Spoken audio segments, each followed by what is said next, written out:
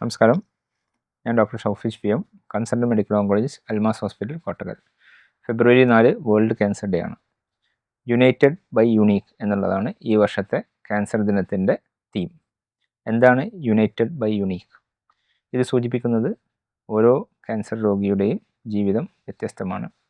ഓരോ cancer രോഗിയുടെയും cancer എന്ന അസുഖം വ്യത്യസ്തമാണ്. അവരുടെ ചികിത്സാ രീതികളും വ്യത്യസ്തമാണ്. അപ്പോൾ ഒരേ അച്ചൽ വാർത്ത പോലെ എല്ലാവർക്കും ഒരേ ചികിത്സയോ അതേപോലെയുള്ള ഒരേ മരുന്നുകളോ നമുക്ക് കൊടുക്കാൻ പറ്റിയെന്ന് വരില്ല.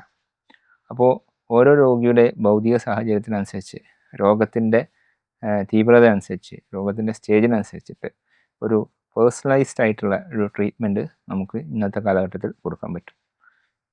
പഴയ പോലെ ഒരു ക്യാൻസർ എന്ന് പറഞ്ഞു കഴിഞ്ഞിട്ടുണ്ടെങ്കിൽ ഒരു ജീവിതത്തിൻ്റെ അവസാനമല്ല.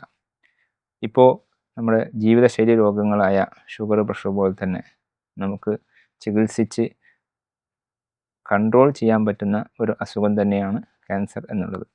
നേരത്തെ കണ്ടെത്തി കഴിഞ്ഞാൽ പരിപൂർണമായി ചികിത്സിച്ച് ഭേദമാക്കാനും പറ്റും. അപ്പോൾ പ്രതീക്ഷ കൈവിടാതെ ഒരു നല്ല നാളേക്കായിട്ട് നമുക്ക് ശ്രമിക്കാം. നന്ദി, നമസ്കാരം.